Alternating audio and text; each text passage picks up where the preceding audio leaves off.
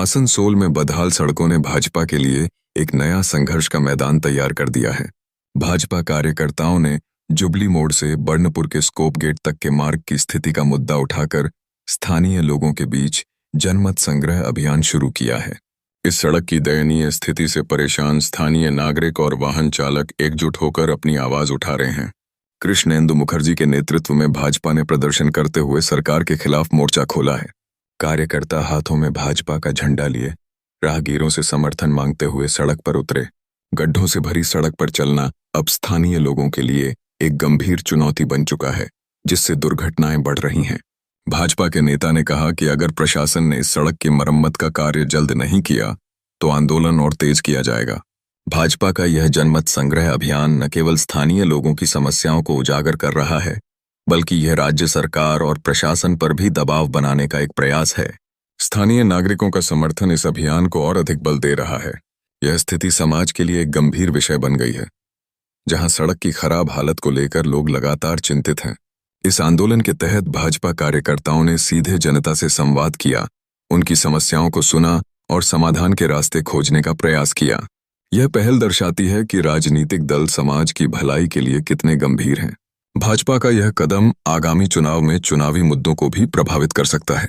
भाजपा की ओर से चलाया गया यह अभियान एक संगठनात्मक रणनीति का हिस्सा है, जिसका लक्ष्य न केवल सड़क के मुद्दे को उठाना है, बल्कि पार्टी को भी मजबूत बनाना है। यह साबित करने की कोशिश है कि भाजपा स्थानीय समस्याओं के प्रति सजग और सक्रिय है।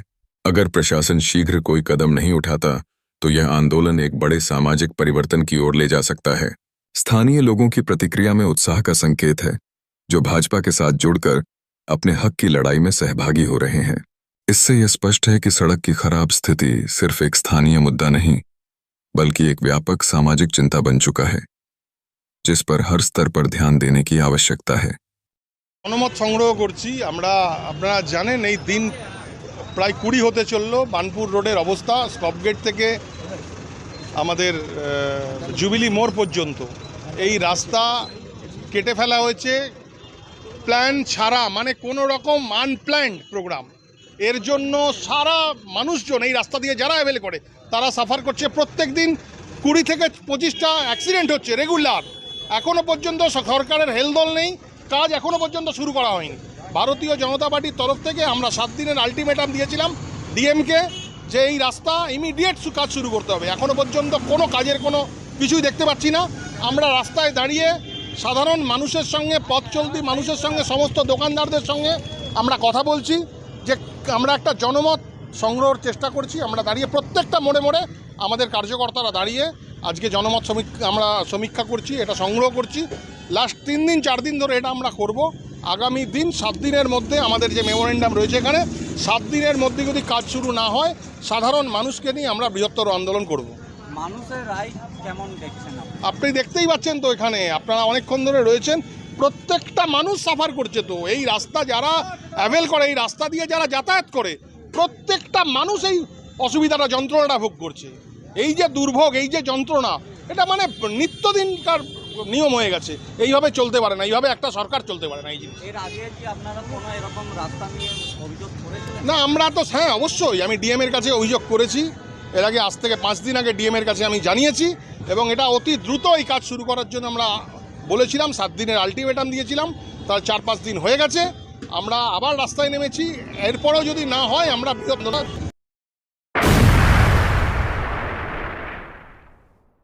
आसनसोल नगर निगम पर भ्रष्टाचार के गंभीर आरोप लगाए जा रहे हैं। इन आरोपों में कर वसूली और पैसे की वसूली में नगर निगम की निष्क्रियता शामिल है। यह स्थिति न केवल स्थानीय जनता के लिए चिंता का विषय है, बल्कि नगर निगम की छवि को भी धूमिल कर रही है। विशेषकर नगर निगम की पार्किंग व्यवस्था में धांधली के आरोप उजागर हुए हैं। नगर निगम के 17 पार्किंग स्थानों के ठेकेदारों से मोटी रकम, करीब 10 करोड़ रुपए बकाया है। यह राशि नगर निगम के लिए एक मामूली रकम नहीं है, बल्कि यह संभावित सेवाओं और सुविधाओं के लिए आवश्यक हो सकती है। भ्रष्टाचार के आरोपों के मद्देनजर केवल 17 ठेकेदारों को ब्लैकलिस्ट किया गया है। इससे स्पष्ट होता है कि नगर निगम अपने ठेकेदारों के खिलाफ कठोर कदम उठाने में असफल रहा है। इस प्रक्रिया में कोई दीर्घकालिक समाधान नजर नहीं आता। सत्यापन इस बात का है कि इन ठेकेदारों के खिलाफ किसी प्रकार की एफआईआर दर्ज नहीं की गई है। जिससे धाराधार आरोपों की गंभीरता और बढ़ जाती है। तृणमूल नेता राजू अहलूवालिया ने इन सभी मुद्दों को उठाने में कोई कसर नहीं छोड़ी है जब उन्होंने नगर निगम की कार्यशैली पर सवाल उठाए। उनके द्वारा प्रस्तुत दस्तावेज यह दर्शाते हैं कि कैसे ये ठेकेदार बेखौफ हैं और नगर निगम को बड़ी राशि का भुगतान नहीं कर रहे हैं। ये दस्तावेज पूरे मामले को और भी गंभीर बनाते हैं, क्योंकि यह दर्शाते हैं कि व्यवस्था में गड़बड़ियां कितनी सामूहिक और स्थायी हैं। इस संदर्भ में क्या आसनसोल नगर निगम इन आरोपों को खुलकर लेगा और ठेकेदारों के खिलाफ उचित कार्रवाई करेगा, या इन सब के बावजूद भ्रष्टाचार और पैसे की लूट ऐसे ही जारी रहेगी? जनता का ध्यान अब पूरी तरह से नगर निगम की ओर है, जो भ्रष्टाचार के आरोपों में कहीं ना कहीं लिप्त नजर आ रहा है। इस स्थिति में सुधार लाने के लिए पारदर्शिता और जवाबदेही की आवश्यकता है, जो कि अब समय की मांग बन गई है। आखिरकार शांति और प्रगति की चाहत रखने वाली जनता अब इस स्थिति के बदलाव की आकांक्षा कर रही है। अच्छा शासन और ईमानदारी की उम्मीदें नगर निगम के प्रति दुगुनी हो गई हैं। अगर सुधार नहीं होते हैं तो यह स्थिति केवल स्थानिक नहीं बल्कि संपूर्ण प्रणाली को प्रभावित करेगी।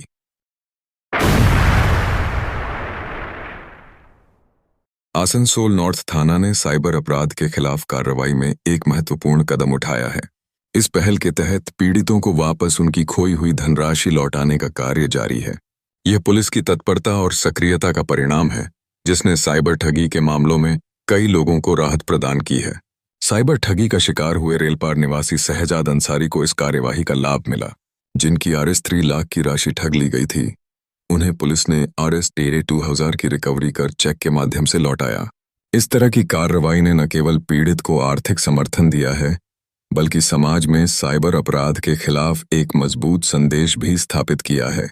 पुलिस अधिकारियों ने बताया कि वे हर साइबर अपराध की शिकायत को गंभीरता से ले रहे हैं। यह दर्शाता है कि प्रशासन इस मुद्दे पर कितनी गंभीरता से कार्य कर रहा है।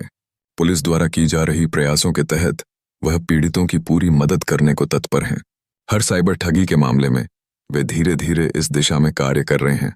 इसके अलावा साइबर थाना की टीम तकनीकी सहायता और बैंकिंग चैनल का इस्तेमाल कर रही है, ताकि आरोपियों को पकड़ने और घोटाले में लूटी गई शेष रकम की वसूली की जा सके। इस दृष्टिकोण से साइबर अपराध के मामलों में न्याय दिलाना और पीड़ितों को राहत पहुंचाना प्राथमिकता है। पुलिस की इस सक्रियता ने न केवल पीड़ितों को राहत दी है, बल्कि यह संदेश भी दिया है कि साइबर अपराध के खिलाफ ठोस कार्रवाई की जा रही है। समाज को यह विश्वास दिलाने का प्रयास किया जा रहा है कि प्रशासन उनके साथ है और वे अपनी शिकायतों को जल्द ही सुन पाएंगे। इस प्रकार की प्रमुख कार्रवाई पुलिस के प्रति विश्वास बढ़ाने के साथ साथ लोगों को साइबर ठगी के प्रति जागरूक करने का काम कर रही है। आसनसोल पुलिस का यह प्रयास इस बात की प्रमाण है कि अपराधियों को पकड़ने और पीड़ितों को न्याय दिलाने का प्रयास जल्द ही परिणाम देने वाला है।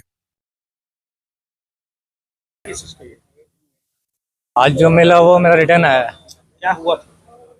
ये साइबर हुआ था, ऑनलाइन इन्वेस्टमेंट का नाम तो फ्रॉड हुआ था।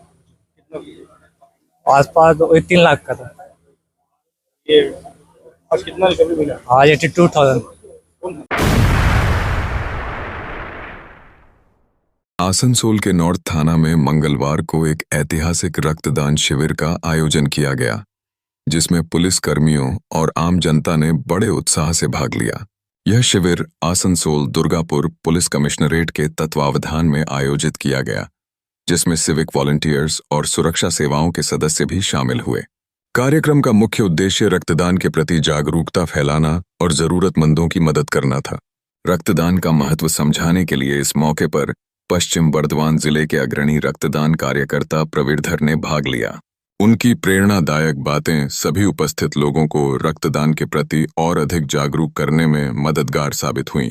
इस शिविर में आसनसोल नॉर्थ थाना प्रभारी अमित हवलदार, उच्च पुलिस अधिकारी ध्रुव दास तथा अन्य वरिष्ठ पुलिस अधिकारी भी शामिल हुए। सभी ने इस महत्वपूर्ण पहल की सराहना की और रक्तदान को समाज सेवा के एक महत्वपूर्ण मार्ग के रूप में बताया। पुलिस अधिकारियों ने कहा कि इस तरह के आयोजनों से न केवल समुदाय में एकता बढ़ती है, बल्कि यह मानवता की सेवा करने का एक उत्तम साधन भी है। कार्यक्रम के दौरान रक्त डोनर्स ने अपनी स्वेच्छा से रक्तदान किया, जिससे यह स्पष्ट हुआ कि समाज में एकता और सहयोग की भावना कितनी महत्वपूर्ण है। नागरिकों की भागीदारी ने इस शिविर को और भी खास बना दिया। जिससे सभी ने एकजुट होकर निस्वार्थ सेवा की भावना का प्रदर्शन किया। इस आयोजन को एक सामाजिक उत्तरदायित्व के रूप में देखा गया, जिसमें अधिकारियों और आम जनता ने मिलकर रक्तदान का महत्व बताया। सभी ने सुनिश्चित किया कि रक्तदान केवल एक चिकित्सा प्रक्रिया नहीं, बल्कि एक सामाजिक दायित्व का भी भाग है, जिससे जरूरतमंदों को जीवन दान मिल রাজ্য सकता है। সরকারের উৎসর্গ বলে একটা প্রজেক্ট আছে, যে প্রজেক্টে আমাদের প্রত্যেকটা থানায় ব্লাড ডোনেশন ক্যাম্প করা হয় সারা বছর ধরে। তো আমাদের আসানসোল দুর্গাপুর পুলিশ কমিশনারেটের বিভিন্ন থানায় বিগত 1 মাস ধরে এই ধরনের প্রোগ্রাম চলছে, এবং এর জন্য আমাদের ডিস্ট্রিক্ট হসপিটালের যে ব্লাড ব্যাংক আছে ওনারা আমাদের সহযোগিতা করছেন। ওনাদের হেল্পেই আমরা এই ধরনের ক্যাম্প অ্যারেঞ্জ করছি। আজকে আপনারা দেখছেন আসানসোল নর্থ পিএস এই ক্যাম্প অ্যারেঞ্জ করেছে। আমাদের টার্গেট আছে অ্যাবাউট 100 ইউনিট ব্লাড কালেক্ট করা। আমাদের পুলিশ কর্মচারী, সিভিক ভলান্টিয়ার, ভিলেজ পুলিশ এরা, এছাড়াও কিছু পাবলিক ওনারা এগিয়ে আসছেন, ওনারা ব্লাড দিচ্ছেন, এবং আমরা আশা রাখছি যে এই যে ব্লাডটা আমরা কালেক্ট করছি, এই ব্লাডটা আমাদের মুমূর্ষু রোগী যারা আছে, যাদের ব্লাড দরকার আছে, তাদের হেল্প হবে।